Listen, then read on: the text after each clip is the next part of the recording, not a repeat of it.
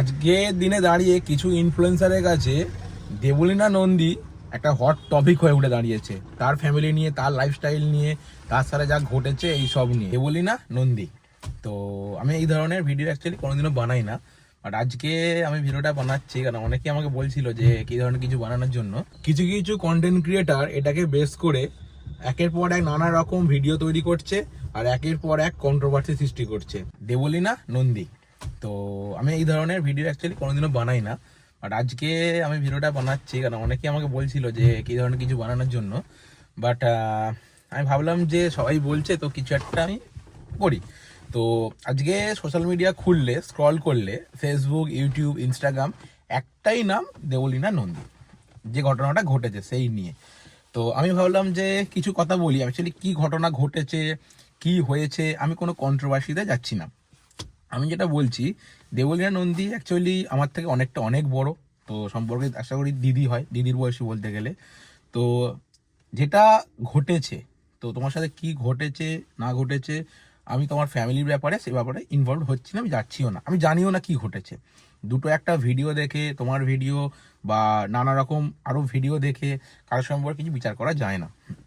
তো যেটা অ্যাকচুয়ালি আমার মেন বলার উদ্দেশ্য, দেখো তুমি যেহেতু একজন সোশ্যাল ইনফ্লুয়েন্সার, একজন সিঙ্গার, একজন অভিনেতা, একজন গায়ক হিসাবে একজন নিজেকে রিপ্রেজেন্ট করো, লোকের সামনে নিজের লাইফস্টাইল তুলে ধরো, সেখানে দাঁড়িয়ে তোমার লাইফে যেটা ঘটেছে, হয়তো খারাপ ঘটেছে তোমার সাথে যা হয়েছে এতদিনে তোমার ফ্যামিলির ব্যাপারে, কিন্তু যেটা তুমি কাজ করেছো, যে তুমি 10টা বা 15টা বা 50টা 100টা হয়তো বা যতগুলি তুমি স্লিপিং পিল বা মেডিসিন যাই খেয়ে থাকো না কেন, এটা খেয়ে বলবো খুব খারাপ এক কাজ। তার কটা কারণ পয়েন্ট আমি বলছি, ওটা আমার ওপিনিয়ন। তো যেটা আমি বলতে চাইছি, এক, তুমি সোশ্যাল মিডিয়ার ইনফ্লুয়েন্সার হয়ে তুমি যে মেডিসিনটা খাচ্ছ, এটা দেখে সামাজিকে পরিবেশে, আমাদের সমাজের পরিবেশে ওটা একটা ব্যাড এফেক্ট যাবে, ফার্স্ট। দ্বিতীয়ত, পৃথিবী থেকে নিজে চলে গিয়ে, নিজে পালিয়ে গিয়ে, হেরে গিয়ে কোনো কিছু সমস্যার সমাধান কোনোদিনও আগেও হয়নি, আজও হবে না।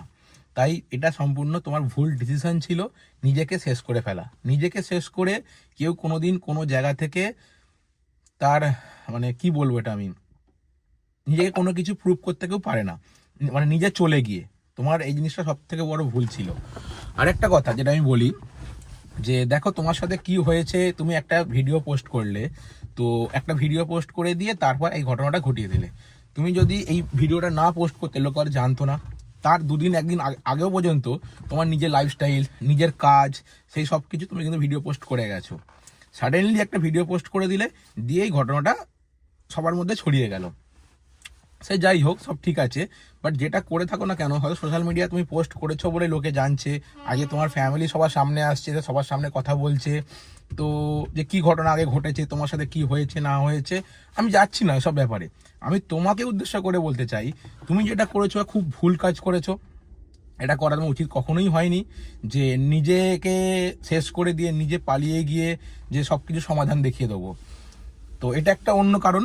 আর একটা এখানে পয়েন্ট আছে, তুমি ধরো আমি তোমার কাছে, আমি আজকে আমি যদি হয়তো এমন কোনো কিছু ঘটেছে আমার সাথে, আমি নিজেকে শেষ করে দিতে চাই, আমি নিজেকে থাকতে চাই না, আমি নিজেকে চলে যেতে চাই পৃথিবী থেকে, যে কেউ। তো আজকে আমার কাছে যদি ইউটিউব চ্যানেল, আমার ফেসবুক চ্যানেল, আমার ইনস্টাগ্রাম চ্যানেলে আমি একটা লাইভ পোস্ট করে দিয়ে তারপর আমি যাব জিনিসটা ঘটাতে? কিসের জন্য ছিল তোমার লাইভ পোস্ট করা, এটা লাইভ ভিডিও এটা পোস্ট করা?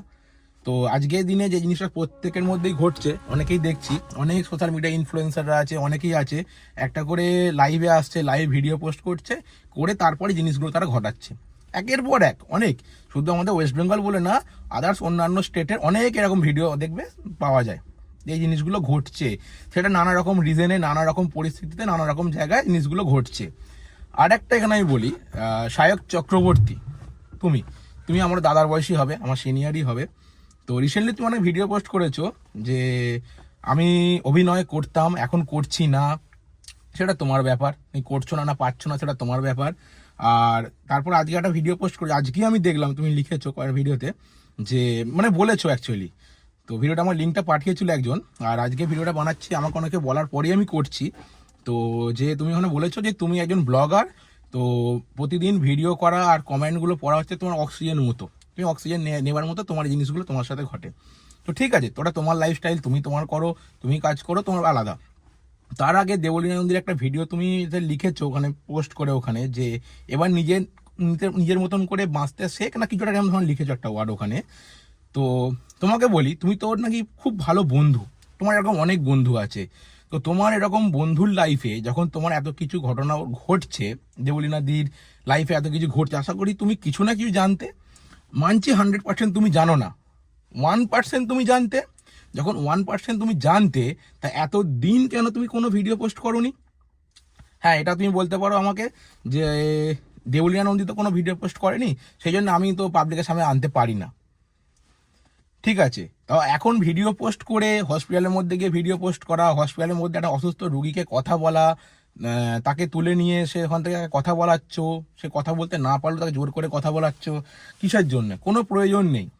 আজকে সবাই জেনেছে যে ঘটনা কি ঘটেছে না ঘটেছে, একতরফা যে কথা বলে যাচ্ছে, সবাই একদিক থেকে বলে যাচ্ছ। এর মধ্যে হ্যাঁ, সায়ক চক্রবর্তীকে নানা রকম কমেন্ট করছে, নানা রকম কথা বলছে, তার পারিবারিক সম্পর্কে নিয়ে কথা বলছে, অনেকের মধ্যে অনেক কিছু জড়িয়ে দিচ্ছে। আমি সেই সব ব্যাপারে যাচ্ছি না। যদি তুমি কাউকে প্রিয় বন্ধু বলে থাকো, যাকে নিজের প্রিয় বন্ধু বলে মনে করে থাকো, তাকে পার্সোনালি বলো। পাবলিকের সামনে সবকিছু আনার তো কোনো প্রয়োজন নেই।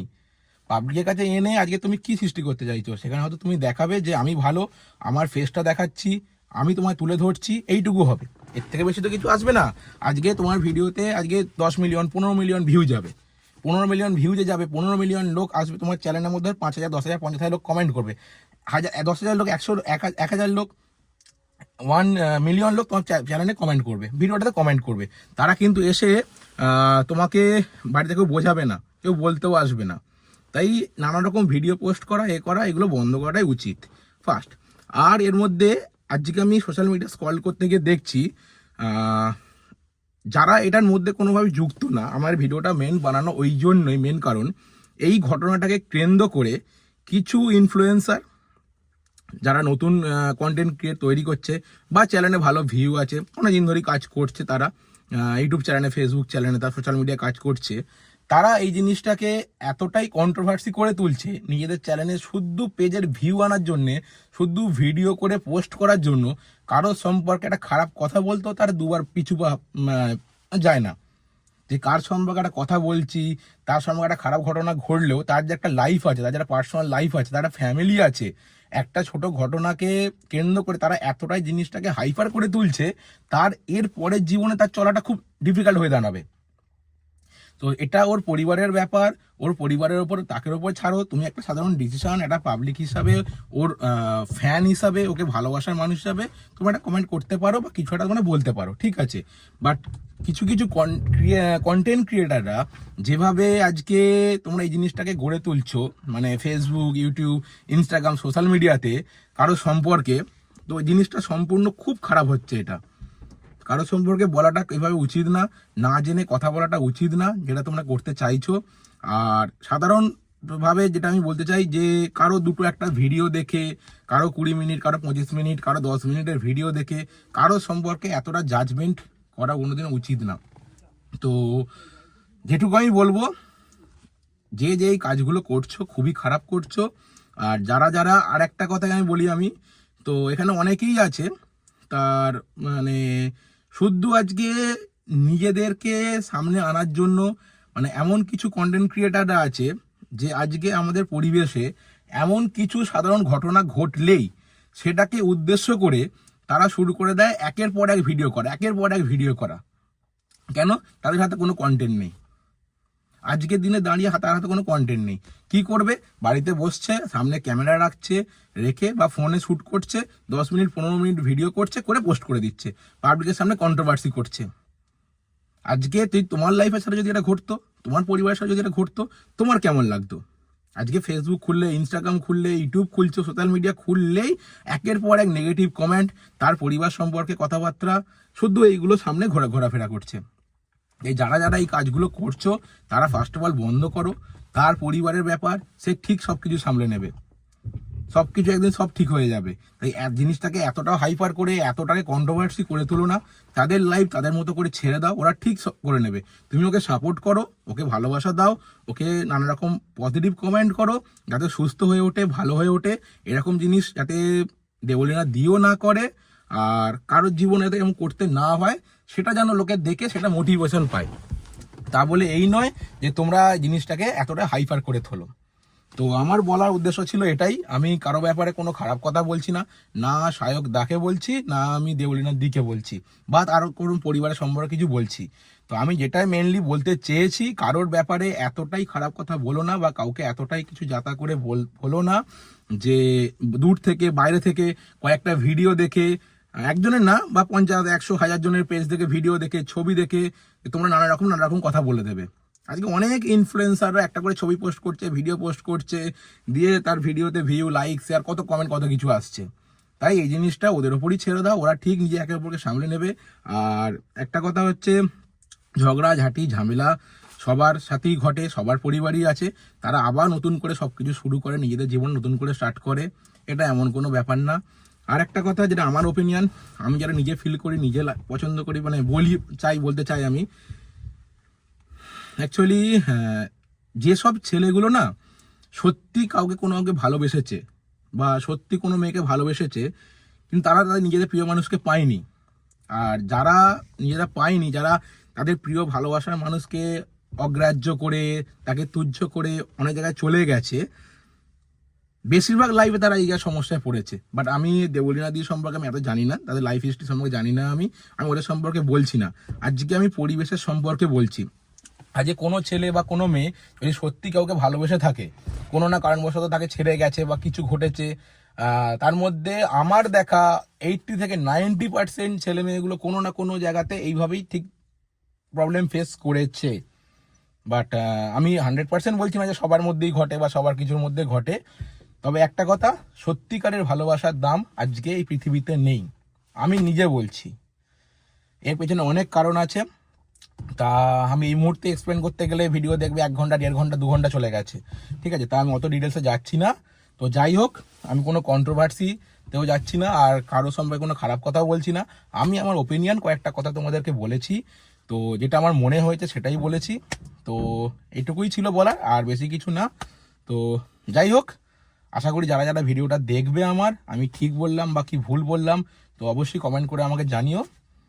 তো যাই হোক, দেবলীনা দি, তুমিও সুস্থ হয়ে উঠবে, ভালো থেকো, জীবনে আরও এগিয়ে যাও, আরও গান গাও, দেখবো আমরা অবশ্যই, আরও নতুন নতুন অভিনয় করো, সোশ্যাল মিডিয়ায় ভালোভাবে কাজ করো, অবশ্যই দেখবো, আর তোমাকে সাপোর্টও করবো, সাথেও আছি, পাশেও আছি। তো যাই হোক, এতটাই ছিল, তার কিছু না। Tata, good night.